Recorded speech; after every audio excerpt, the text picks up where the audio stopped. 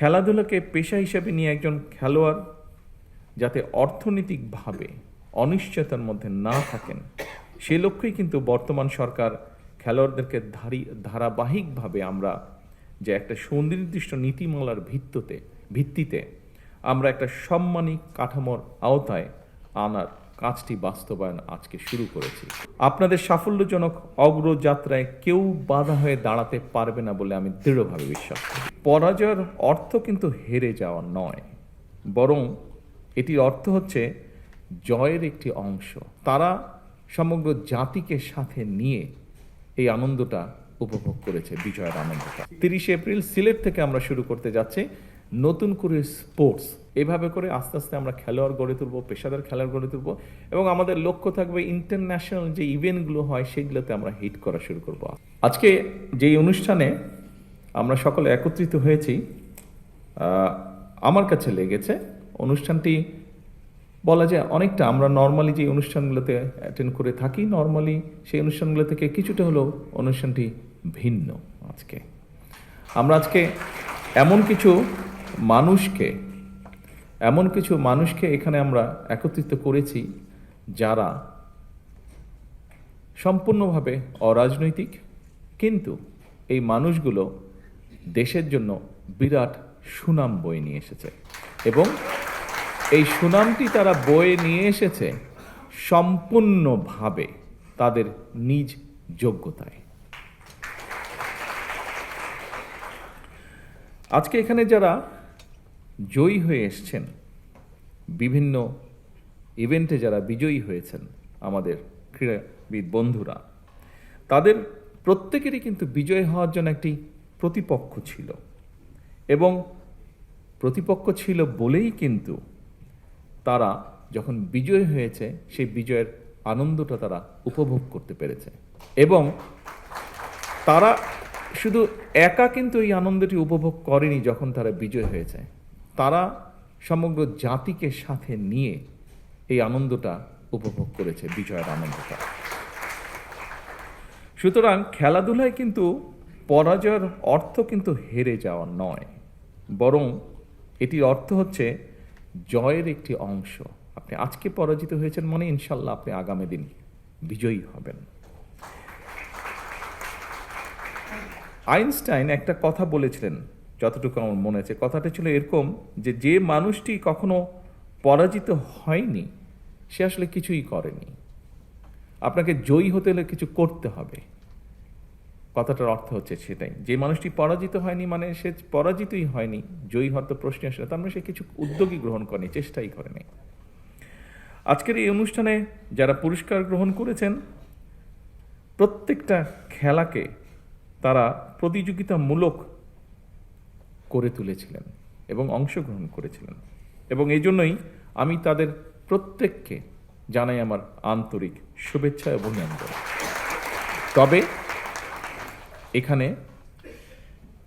কয়েকজন খেলোয়াড় তাদের অনুভূতি প্রকাশ করে গিয়েছেন, এবং তাদের কথা রেশ ধরেই আমি বলতে চাই যে একই সঙ্গে তাদের পেছনের মানুষগুলো, তাদের বিজয়ের পিছনে যে মানুষগুলোর অবদান, সহযোগিতা, বিভিন্ন রকম কন্ট্রিবিউশন আছে, তাদের পরিবার, কোচ এবং সংশ্লিষ্ট আরও যারা আছেন, তাদেরকেও আমি জানাই আন্তরিক শুভেচ্ছা। সম্মানীয় উপস্থিতিবৃন্দ,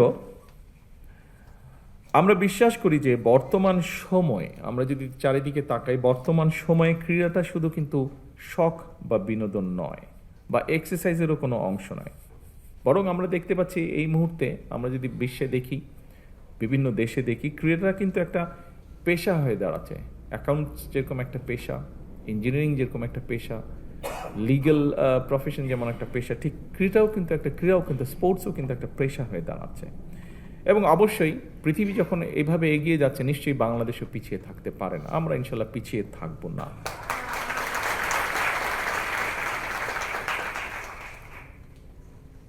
উপস্থিতিবৃন্দ, বর্তমান সরকার একটি নির্বাচিত সরকার, একটি রাজনৈতিকভাবে নির্বাচিত একটি সরকার, এবং স্বাভাবিকভাবে আমরা একটি নির্বাচন প্রক্রিয়ার মাধ্যম দিয়ে এসেছি। যখন আমরা নির্বাচন প্রক্রিয়ার মাধ্যম দিয়ে এসেছি, তার আগে আমরা সমগ্র জাতির সামনে আমাদের কিছু কথা তুলে ধরেছিলাম বিভিন্ন সেক্টরে, এবং ঠিক একইভাবে ক্রীড়া সংক্রান্ত সেক্টরে আমরা বলেছিলাম যে আমাদের দল রাষ্ট্র পরিচালনার সুযোগ পেলে আমরা দেশের ক্রীড়াকে পেশা হিসাবে প্রতিষ্ঠিত করতে চাই। এবং আজকের এই অনুষ্ঠানটি আমরা যে প্রতিশ্রুতি জনগণকে দিয়েছিলাম, দেশের মানুষকে দিয়েছিলাম, সেই প্রতিশ্রুতির কাজটি আমরা ধীরে ধীরে শুরু করছি বা শুরু করেছি। আজকের এই অনুষ্ঠানটি হচ্ছে তার প্রমাণ বা সাক্ষ্য। আমাদের দেশের ছেলেমেয়েরা, তরুণ তরুণীরা যারা ভালো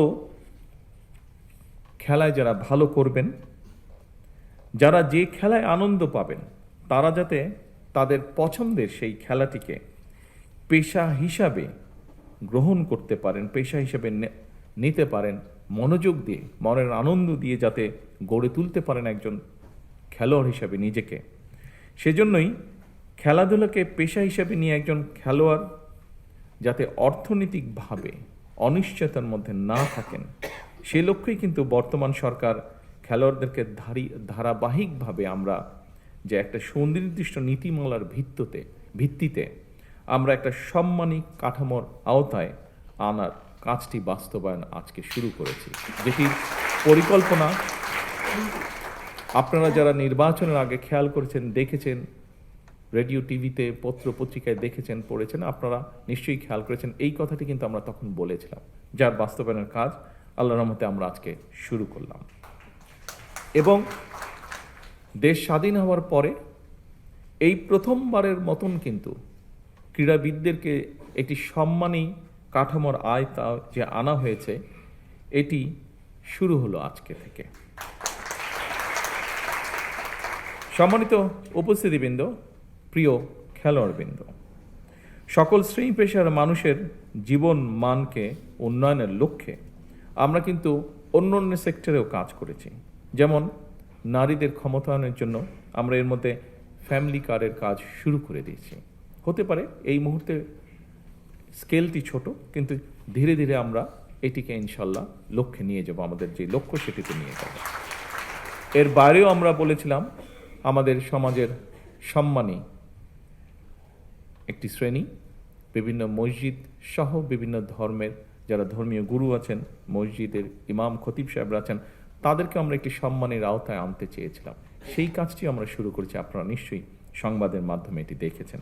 এর বাইরেও আমরা বলেছিলাম যে আমরা সারা দেশে আমাদের বিভিন্ন প্রাকৃতিক দুর্যোগ হোক, আমাদের কৃষকের পানির সেচের সুবিধার জন্য সহযোগিতার কারণে হোক, আমাদের ভূগর্ভস্থ পানির যে নেমে যাওয়া সেটিকে রোধ করার জন্যই হোক, আমরা খাল খননের কথা বলেছিলাম, সেটির কাজও আমরা শুরু করেছি। এর বাইরেও আমরা বলেছিলাম যে আমরা এই দেশের কৃষকরা হচ্ছে এই দেশের সবচেয়ে বড় একটি অংশ। আমাদের প্রত্যেকেরই গ্রামে আত্মীয় স্বজন, পরিবার স্বজন আছেন এবং তাদের মধ্যে অনেকেই প্রত্যক্ষ পরোক্ষভাবে কৃষির সাথে জড়িত। সেই কৃষকদের পাশে দাঁড়ানোর জন্য আমরা বলেছিলাম যে আমরা কৃষক কার্ড ইন্ট্রোডিউস করব।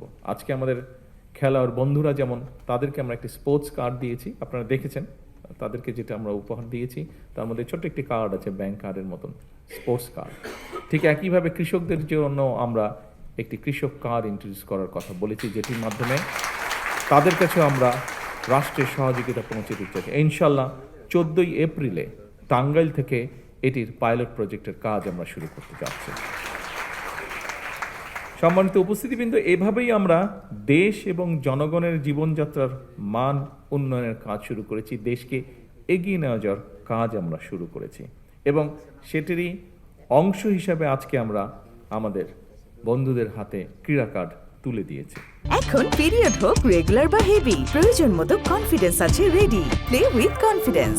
প্রিয় ভাই বোনেরা, সবার জন্য ক্রীড়া, এই প্রতিপাদ্যেই সরকার পিছিয়ে পড়া জনগোষ্ঠী অথবা বিশেষ চাহিদা সম্পন্ন ব্যক্তি যারা খেলাধুলায় অংশ নিতে চান, তাদের জন্যও কিন্তু আমাদের পরিকল্পনা আছে, আমাদের চেষ্টা আছে যে দেশে বিদেশে সকল ধরনের যে সুবিধা রয়েছে সেরকম সুবিধাগুলো আমরা ধীরে ধীরে গড়ে তুলতে চাই। আমরা ক্রীড়াকে পেশা হিসেবে প্রতিষ্ঠিত করার জন্য আমরা এর মধ্যেই, বর্তমান সরকারের মধ্যেই অনেকগুলো পরিকল্পনা বা কর্মসূচি হাতে নিয়েছে। দেশে বর্তমানে আমরা সকলেই যেটা জানি, আলোচনাও করি আমরা যখন পারিবারিক আসরে বসি, বন্ধুবান্ধবের আসরে বসি, আমরা সাধারণত মোস্ট অফ দ্য কেসে আমরা কিন্তু ক্রিকেট বা ফুটবল নিয়ে আলোচনা করি। কিন্তু এর পাশেও আমাদের কিন্তু দেশে অনেকগুলো খেলাধুলা আছে, যেমন আর্চারি আছে, বক্সিং আছে, জিমন্যাস্টিক্স আছে, ওয়েট লিফটিং আছে, সাঁতার আছে, প্যারা সুইমিং আছে, যেটাতে বাংলাদেশের ছেলেমেয়েরা ভালো করছে, প্যারা অ্যাথলেটিক্স আছে, অলিম্পিক ক্যারাতে আছে। প্যারা অলিম্পিকে আমাদের ছেলেমেয়েরা অনেক ভালো করেছে মেইন অলিম্পিকের থেকে। এর বাইরে যদি আমরা ধরি, টেবিল টেনিস আছে, হুইল চেয়ার বাস্কেটবল আছে, খুব সম্ভব, হ্যাঁ, হুইল চেয়ার বাস্কেটবল আছে, এরকম অনেকগুলো খেলা আছে। এই খেলাগুলোকে আমরা সামনে এগিয়ে নিতে চাই। শুধু যে ক্রিকেট বা ফুটবল তা না, এর পাশাপাশি অন্য খেলাগুলোকেও আমরা সামনে এগিয়ে নিতে চাই, এবং এর জন্য সরকারি বেসরকারি পৃষ্ঠপোষকতা, সরকারি পৃষ্ঠপোষকতা আপনারা দেখছেন আমরা এই কাজটি শুরু করেছি। আমরা আশা করব বেসরকারি যে প্রতিষ্ঠানগুলো আছে তারাও সরকারের পাশাপাশি এগিয়ে আসবেন আমাদের খেলোয়াড়দেরকে বিশ্বের দরবারে তুলে ধরার জন্য।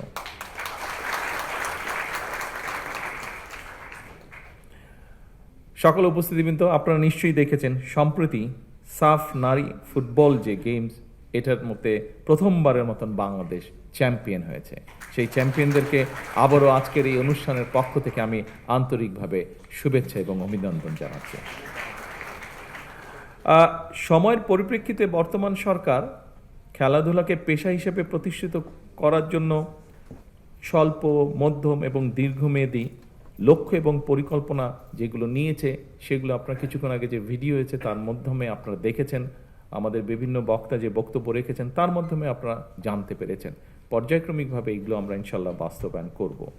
পড়াশোনার পাশাপাশি খেলাধুলার প্রতি আমাদের যে ছেলেমেয়েরা ছোটবেলা থেকে আগ্রহী স্পোর্টসের জন্য, তারা যাতে এই সুযোগটা পায়, সেজন্য এর মধ্যেই দেখেছেন স্পোর্টস মিনিস্টার উনি ওনার বক্তব্যে বলেছেন যে শিক্ষা কারিকুলামের পাশাপাশি আমরা কারিকুলামের ভেতরে আমরা চতুর্থ শ্রেণী থেকে খেলাধুলাকে যাতে মোটামুটি কম্পালসারি করা যায়। অর্থাৎ আমাদেরকে স্কুলে যেরকম অঙ্ক, ইংরেজি, ভূগোল, ইতিহাস এগুলো যেরকম কম্পালসারি পড়তে হয়, আমরা চাচ্ছি যে বাচ্চাটা যে খেলাটাই পছন্দ করুক, কিন্তু সেই খেলাটা তাকে খেলতে হবে, সেটাতে তাকে এক্সপার্ট হতে হবে, সেটাতে তাকে নিজেকে গড়ে তুলতে হবে। অর্থাৎ ইতিহাস, ভূগোল, বিজ্ঞান এই সাবজেক্টগুলোর পাশাপাশি আমরা খেলাটাকে কম্পালসারি করবো, সেটার মধ্যে মার্ক থাকবে, সেটার মধ্যে পাস ফেল থাকবে, যাতে সে সেটা সিরিয়াসলি নেয়। শুধু আচ্ছা বিকালে একটু খেলতে গেলাম বা অফ টাইমে একটু খেলতে গেলাম, নট দ্যাট, সিরিয়াসলি হতে হবে। অর্থাৎ আমরা আসলেই চাইছি আমাদের ছেলেমেয়েরা যাতে সত্যিকারভাবে নিজেকে একজন যে যেটাই খেলবে সেটাতে যাতে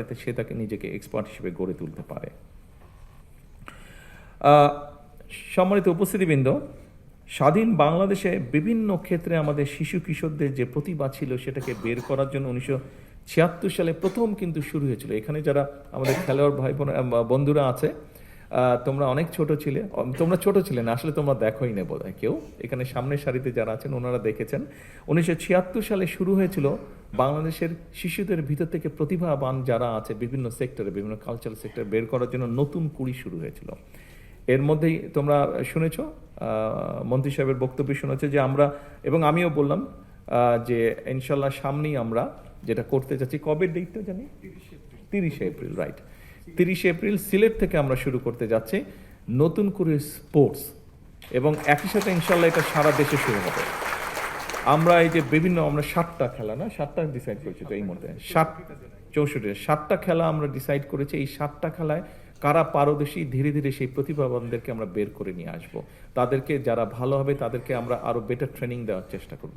এভাবে করে আস্তে আস্তে আমরা খেলোয়াড় গড়ে তুলব, পেশাদার খেলোয়াড় গড়ে তুলব, এবং আমাদের লক্ষ্য থাকবে ইন্টারন্যাশনাল যে ইভেন্টগুলো হয় সেগুলোতে আমরা হিট করা শুরু করব আস্তে আস্তে। এবং আমাদের ছেলেমেয়েরা যে দেশের জন্য সম্মান বয়ে নিয়ে আসতে পারে, এটার প্রমাণ এর মধ্যেই প্রতিষ্ঠিত হয়েছে। ইনশাল্লাহ আগামী দিনে আমরা আরও বেশি সম্মান বয়ে নিয়ে আসবো।